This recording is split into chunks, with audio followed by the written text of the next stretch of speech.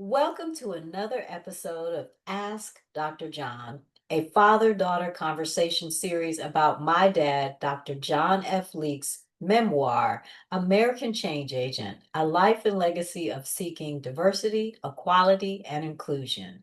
Today, we're talking about Dr. John's experiences at Indiana State College, which is now known as Indiana State University. Go Sycamores! How are you, Dr. John?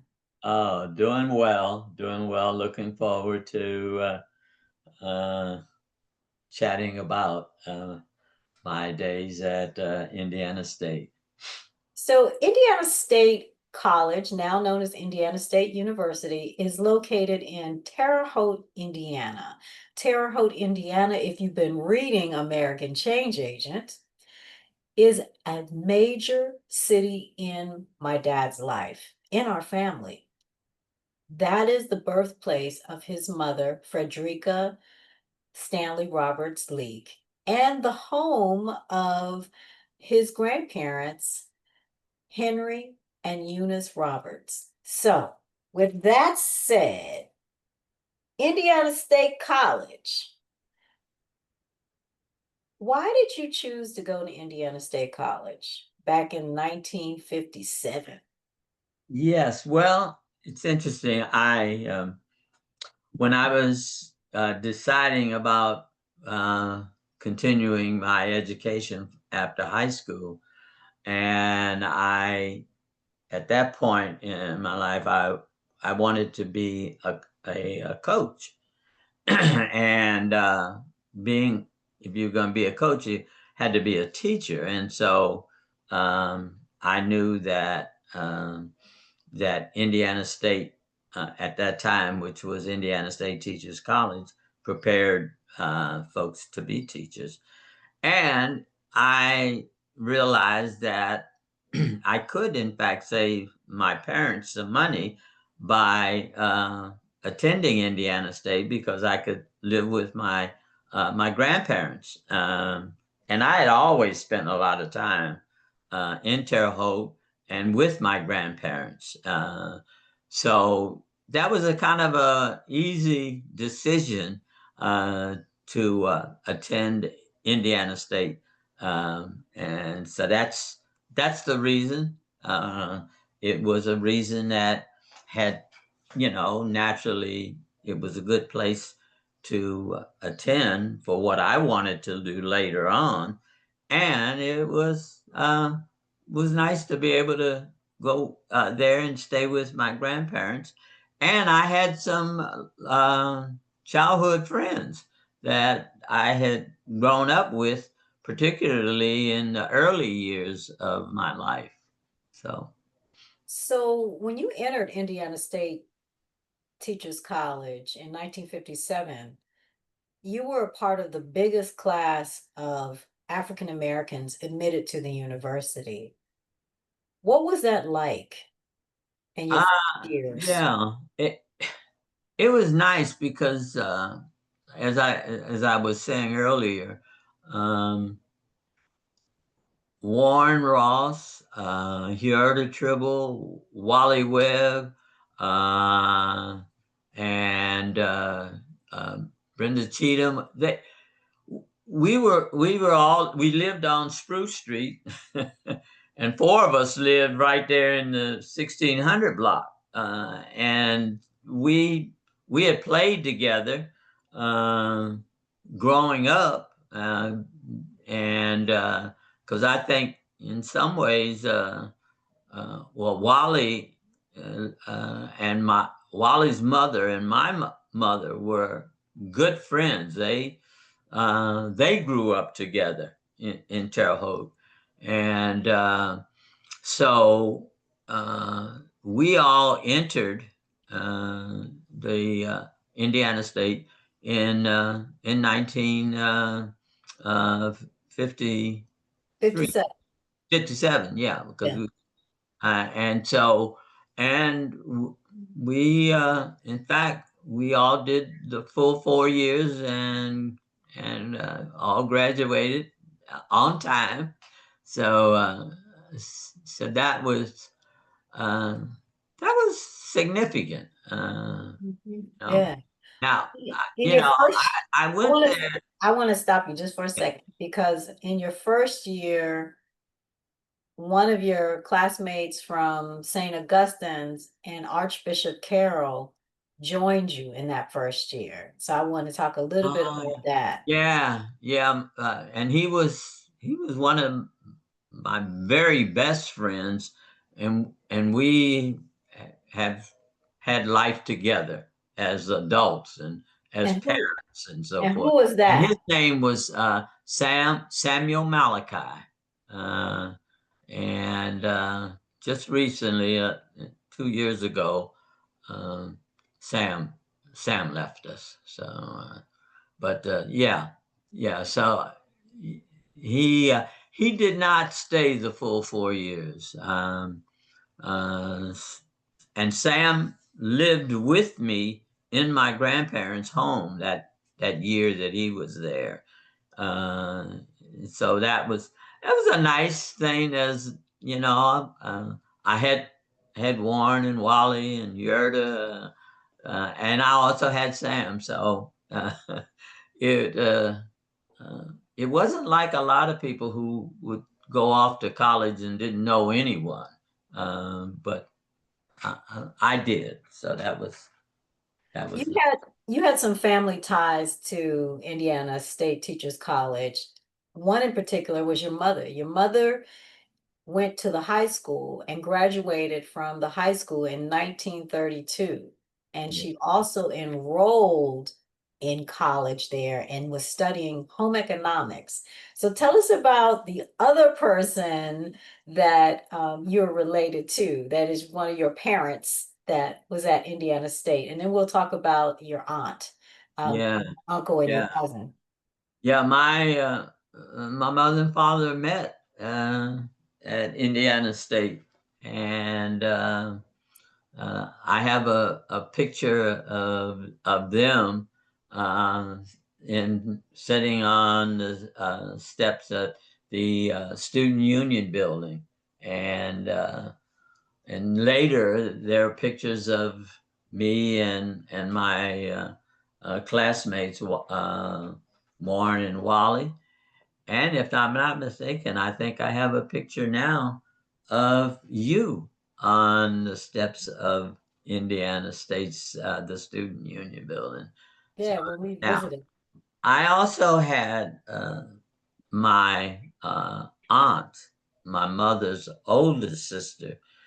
She attended Indiana State when it was Indiana State Normal, and she graduated, and she was a teacher, taught later in Elkhart, Indiana. So and then my uncle Chester Roberts, he also attended Indiana State briefly, and and he met his wife at Indiana State, Alma, uh, uh, and so that, yeah, there's a lot of connection, the Roberts and the Leeks, to Indiana State.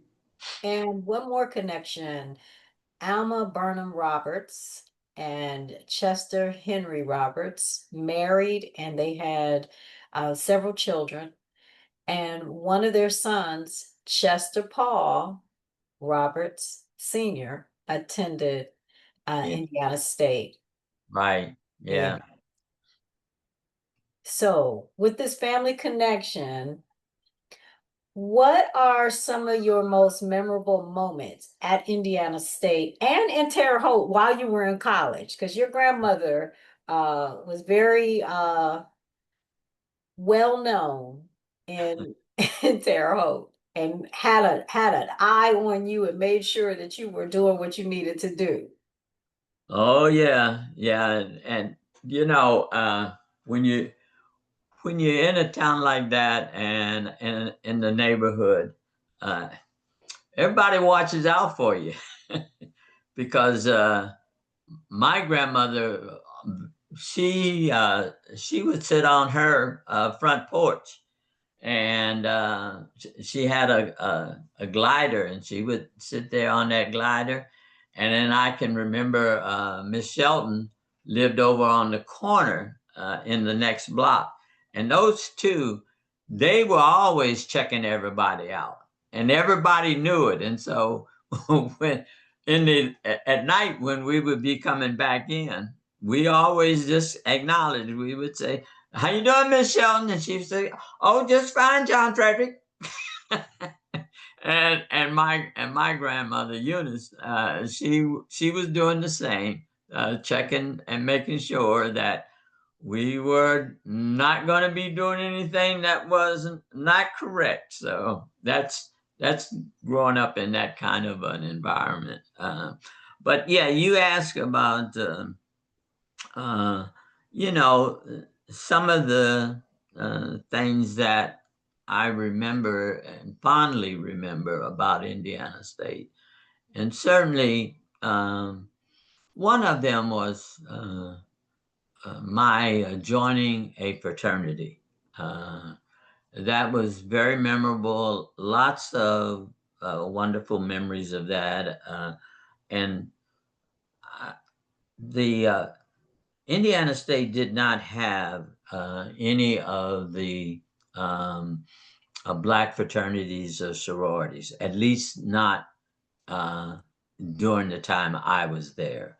They have since have now the Black Greek organizations, but the Greek organizations during my time there, they really were, they ran the student life and all.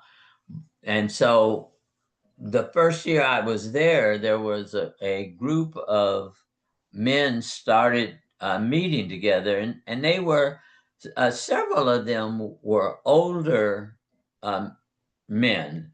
They were returning from military, and they were taking advantage of uh, the uh, the GI Bills and having their education paid for. So they were a little older, more mature, and they had a different notion about how they wanted to be in a fraternity. They were not so much into the rah rah rah and doing really crazy things during the pledge period. So we started. They started meeting, and my buddies Warren and Wally and Yerda, we started attending some of the interest meetings, and in fact, we were part of the founding chapter, Indiana Alpha Delta, and became accepted and by the university as one of the fraternities. And the that was during our first year. So my second year, the the fraternity began looking around for a connection to one of the national fraternities, because the other fraternities that were on campus, they were all connected to a national fraternity. And as we began to explore, um, we uh, were we started to connect with a fraternity that was primarily Jewish and had many of their chapters were on the East Coast, New York, Pennsylvania, New Jersey, Connecticut, and a little bit out on the West Coast. And so as we were connecting with them, they uh, they were a fraternity that prided themselves on being open to all, uh, and and in a lot of ways, they were much like the Black fraternities and sororities, they became established because the white fraternities were, uh, for all intents and purposes, segregated. They were not open to all. And so as we made the connection, and I'd like to share for just a moment to give a sense of the type of fraternity by reading the creed of Pi Lambda Phi. And let me just locate it in my book here. Yeah, the creed of Pi Lambda Phi Fraternity is that all men are created free and equal, that no society of men can flourish unless members of that society are endowed with the opportunities and privileges of freedom. That freedom implies the elimination of prejudice. That the elimination of prejudice means a better understanding twixt men. That it is incumbent upon me to fight for such freedom, even with my life. That because my country is dedicated to the highest standard of freedom and justice for all men of all creeds, I hereby pledge allegiance to my country and to its national symbol. That speaks to a belief that I have and that I have developed over the years. And so being a part of that national fraternity was significant. I think also being a member of that fraternity at Indiana State provided me the opportunities to enhance my development because at the end of my junior year, starting into my senior year, I was elected by my brothers to be the president of my chapter. And that was significant because as president, um, I had the responsibility, along with a house mother, to run our fraternity house. And at that time, the year that I was president, there were 20 brothers living in the house. Uh, and so I had a great opportunity to further my leadership development, my great responsibility as a president and representing my fraternity on all of the different campus events and activities. Um, so that was important. That was significant. It was also an enjoyable period to have a social life because we had parties and dances, and so that was significant. That was a memorable period of my life. The other, I want to stop you and just yes, ask about being in the fraternity also afforded you an opportunity to interact with other Greek organizations on the campus. And can you tell us a little bit about some of the Pan-Hellenic Council activities that you were a part of and what that was like for you as an African American with a predominantly white Pan-Hellenic Council in the 50s and early 60s? yes, and of course, uh, I was generally the only Black individual uh, at those Panaletting meetings. And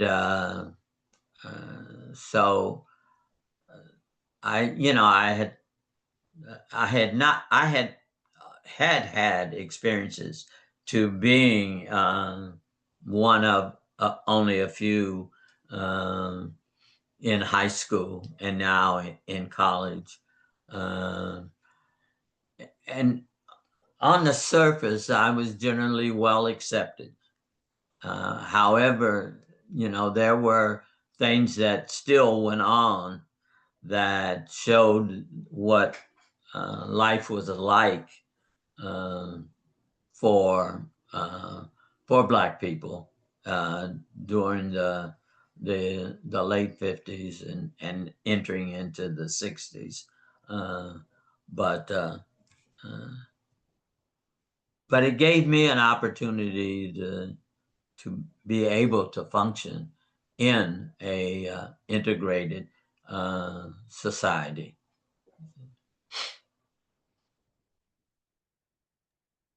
Let's talk a bit about your major, physical education, and some of the classes that you attended, and what was it like to be um, a part of the physical education department, and what roles did you play in addition to being a major? Did you have any other activities that you were involved in? Yeah, as a phys ed major, a lot of people didn't realize we were also had to take courses like anatomy, physiology, and many of those courses were courses where there were future medical students, and it was easy for them. It wasn't always that easy for those of us who were phys ed majors, and so it pushed me from the academic standpoint, and it helped me to be pretty knowledgeable, and that has been helpful as I've aged, and I know more about the parts of the body and the different things. Probably has made me much more conscious and aware of health related issues. So, yes. Uh, but because that my buddies were players on both the football, basketball, and a couple of guys in baseball, um, I was still remain very, very close to it. I didn't I didn't participate in as a member of the varsity teams, but I was around it a lot and played a lot of intramural sports, and I represented the fraternity because uh, we had our teams that participated in the intramural. So yeah, I stayed pretty active uh, throughout college. In addition to your academic experiences at Indiana State, you were also very social, and you were in the student union quite a bit. Can you tell us about that, Dr. John? What brought you to the student union? Um, Well, the student union was where students gathered. That's where we had the cafeteria and all. But there was also where for the Black students, and we had our little section where the Black students generally gathered.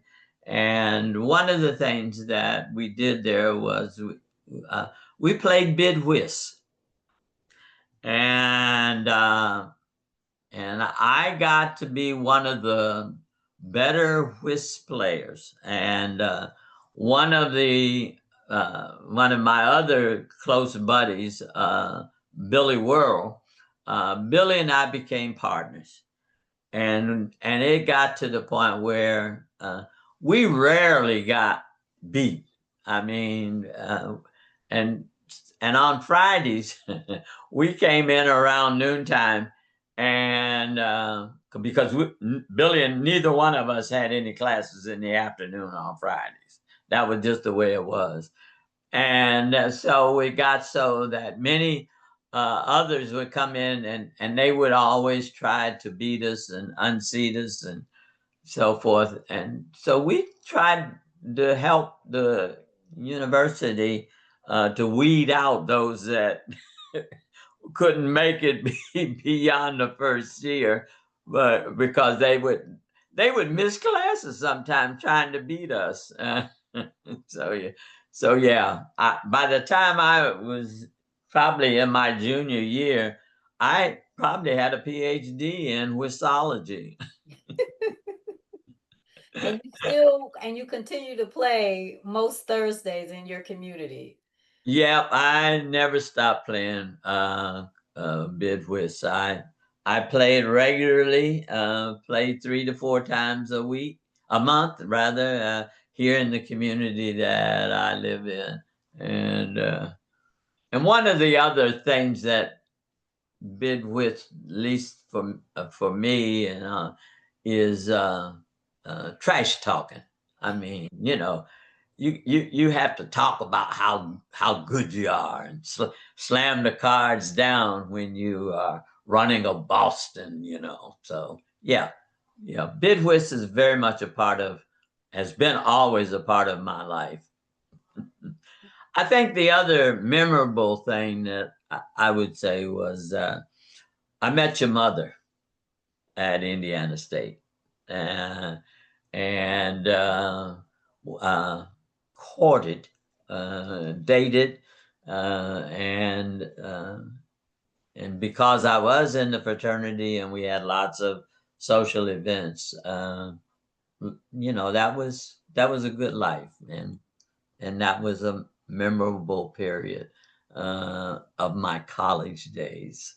So people are going to want to know, how did you meet her? Like, how did you meet Teresa B. Garton, who was from Indianapolis, who had attended Indiana University for a period of time, was a music major, music education major.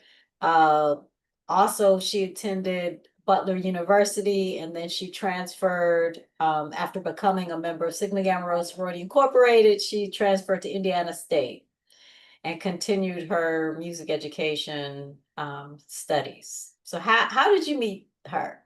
Yeah, well, when she came, uh, I was in my senior year, and of course I was the president of the fraternity on campus, and I thought I was a pretty hot shot, and so uh, on that opening week, generally the the uh, the men would want to check out all the new ladies coming on campus since she had been going to college, but this was her first year at Indiana State. So she was staying at one of the houses where women who weren't in the dormitory was at. It was called Share House. And so the first week I went on over to check out who was in Share House, and I saw her, and she was one of the most attractive new women on campus.